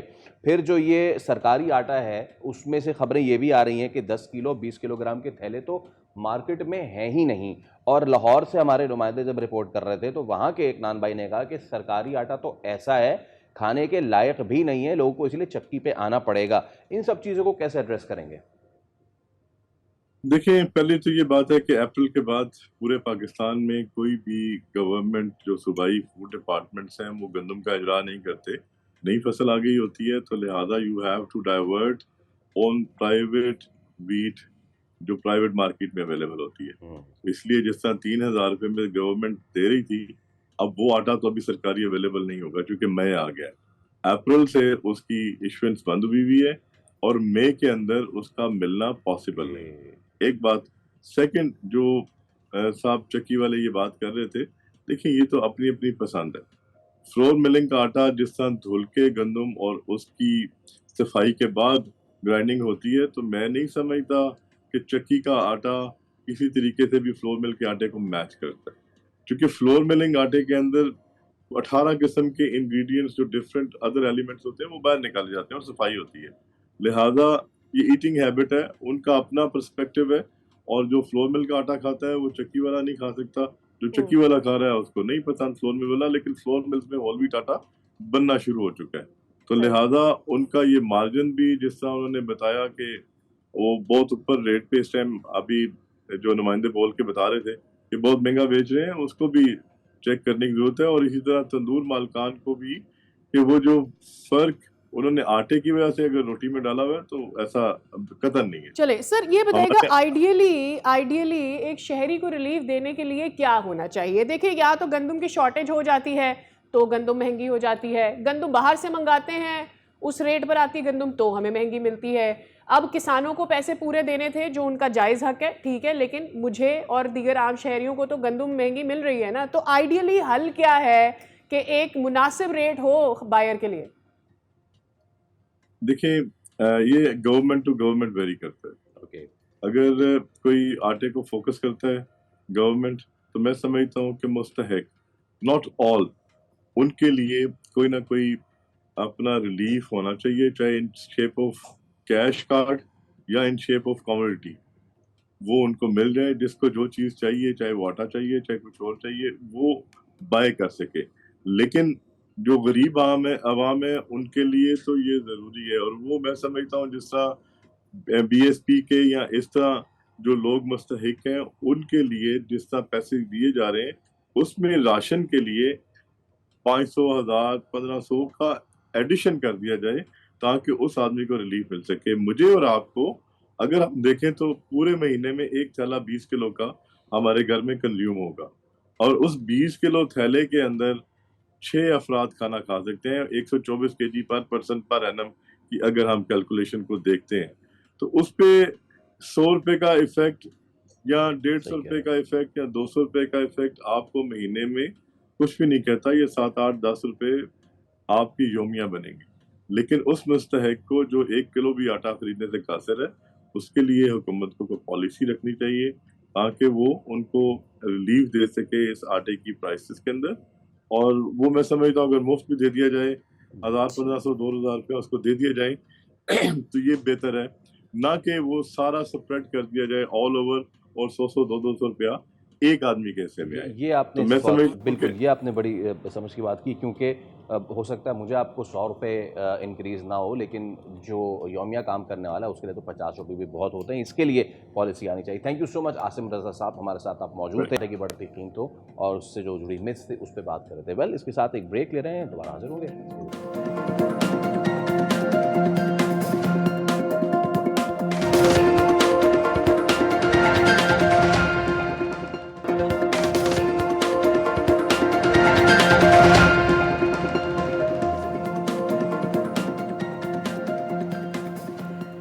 Welcome back again. आप देख रहे हैं दुनिया बोल है। जब भी गर्मियाँ आती है मेरे ख्याल में एक बहस हर दफ़ा छिड़ती है कि क्या हमें तरबूज के ऊपर पानी पीना चाहिए या नहीं, और उसके साथ फिर बहुत सारे ऐसे कॉम्बिनेशंस की बात होने लगती है जो कि जिन फ्रूट्स के अंदर ज़्यादा पानी होता है कि इसके ऊपर पानी पिए, दूध पिए, नहीं पिए, क्या करें।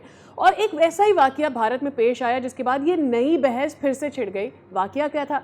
वाक़या कुछ इस तरह से था कि रात में तरबूज खाया एक फैमिली ने, और उसके बाद जो ख़ानदान के 4 अफराद थे अनफॉर्चुनेटली उनकी डेथ हो गई।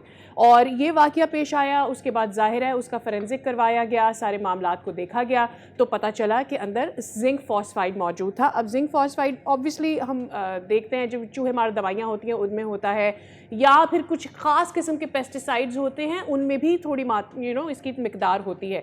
क्या ये वजह बनी या कोई और वजह बनी? बहरहाल ये एक अनफॉर्चुनेट वाक़या हुआ जिसके बाद एक नई बहस छिड़ गई। जिंक फॉस्फाइड तो सीधा सीधा चूहा मार ज़हर है। तो अब ये हुआ क्या? क्या उस तरबूज के खाने से पहले उन्होंने जो खाया उसमें था? अभी this is not confirm, but तरबूज को लेके और क्या इसके खाने से कोई डेथ भी हो सकती है? इसकी टाइमिंग्स क्या होनी चाहिए इन ऑल? बिकॉज गर्मियों का खास तोहफा है ये, it contains a lot of water. हमारे साथ मौजूद हैं डॉक्टर हिना अनीस, आप माहिर ग़िज़ायात हैं। अस्सलाम वालेकुम डॉक्टर साहब, thank you so much for your time. Good morning. Thank you and thanks for having me here. Pleasure. Such a nice topic.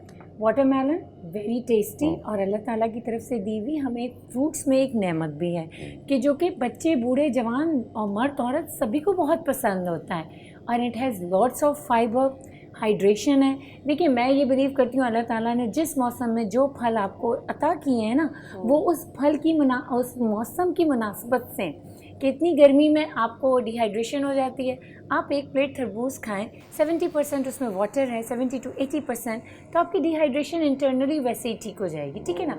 Good amount of glucose with fibre है, तो आपका ब्लड शुगर नहीं raise करेगा क्योंकि fibre है, क्योंकि water है, ठीक है ना, ठीक है ना, डायरेक्ट शुगर नहीं है वो, तो it's good hydrating fruit. Let's come to that question कि डेथ क्यों हो गई।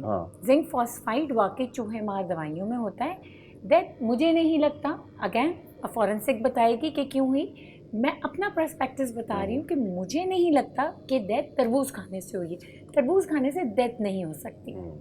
एक रीज़न ये हो सकता है कि तरबूज जहाँ स्टोर किए जाते हैं, बड़ी बड़ी बल्क में होते हैं, वहाँ चूहे, सांप, कैट्स, ये सब चीज़ें घूम रही होती हैं, तो इसकी प्रोटेक्शन के लिए उन्होंने कोई ऐसी दवा ऊपर डाली हो जिसमें जिंक फॉस्फाइड हो, और जो फैमिली वो तरबूज लेके गई है उसके छिलके के ऊपर, उसकी बॉडी के ऊपर, पूरा तरबूज के वो दवा ज़्यादा लगी हुई होगी, और फैमिली ने वो तरबूज को एज अ होल बग़ैर काटे धोया नहीं होगा, वॉश नहीं किया होगा, और काट लिया होगा। तो जब वो कट रहा होगा तो वाटर के ज़रिए वो जो उसकी बॉडी पे तरबूज पे दवाई लगी हुई है वो आ गई होगी, उसकी मिकदार इतनी आ गई होगी कि उस फैमिली ने तरबूज खाया और उनकी डेथ हो गई। और ये भी मुमकिन है फैसल कि वाकई ही किसी ने कुछ किया जब तक कि उसकी इन्वेस्टिगेशन उसको कनेक्ट नहीं करना चाहिए। बहुत सारे लोग तो समझते हैं कि अब ये सेब तो है नहीं, बिल्कुल, ये जो आपने छिलके के साथ खाना है, तो सेब को धो लें, तरबूज के ऊपर तो वो छिलका तो खा नहीं रहे ना, तो उसको धोने की क्या जरूरत है? बहुत ही गलत मिसकॉन्सेप्शन है। देखिए, जब कोविड आया उस वक्त तो हम हर चीज़ को धो के खाते थे, ठीक है ना, कि साबुन से धो साबुन से धो के। मैं आपको बताऊं, तमाम फलों को अच्छी तरीके से धो के खाना चाहिए। फल को धोने का तरीका भी मैं बता दूं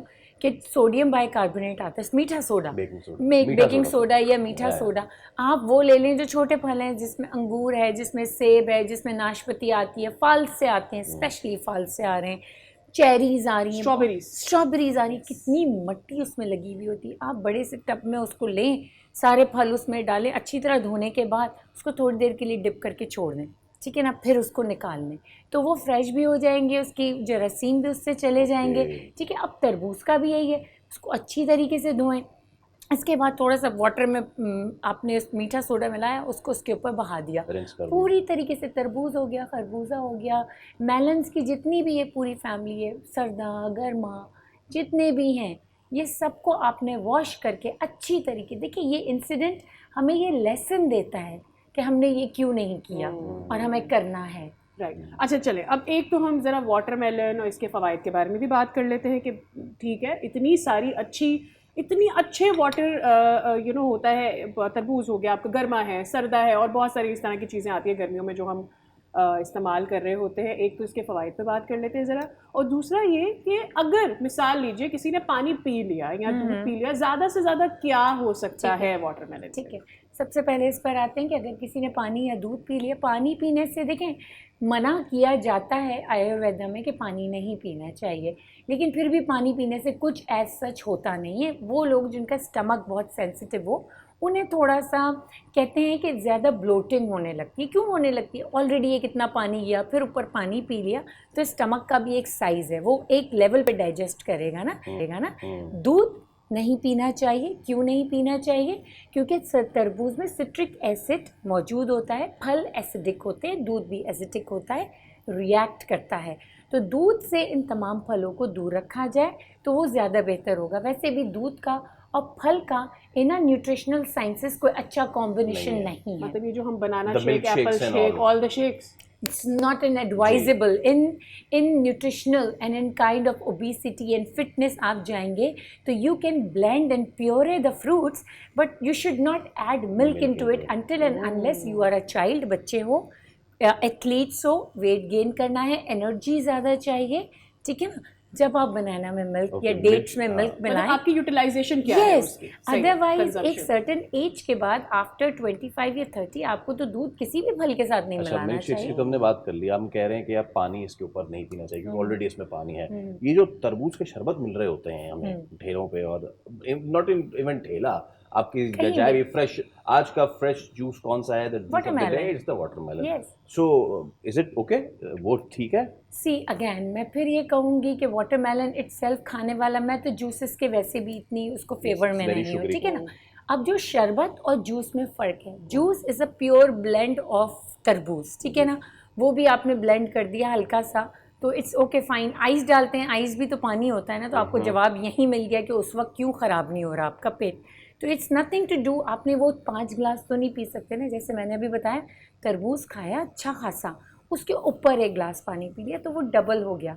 आपने तरबूज का जूस पानी के साथ बनाया तो वो 1 ही गिलास पिएंगे, कुछ भी नहीं होगा, क्योंकि पानी बहुत ज़्यादा हो गया तो वो भी डाइजेस्ट नहीं कर सकी बॉडी, और हर एक की बॉडी डिफरेंट बिहेव करती है। अब दूसरा आता है शरबत। शरबत में आपने चीनी भी डाल दी, वो जो लाल रूह अफ़ज़ा के और ये शरबत आते हैं वो भी डाल दिया, that is not healthy.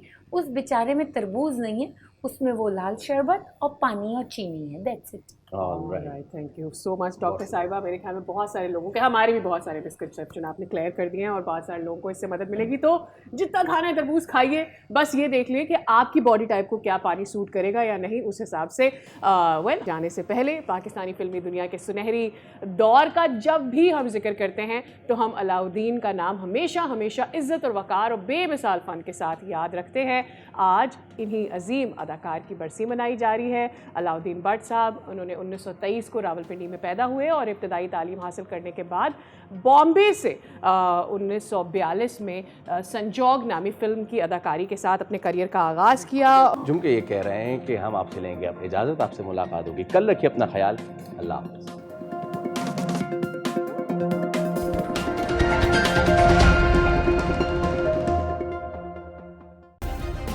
Subscribe करें और बेल दबाएं ताकि कोई खबर रह न जाए।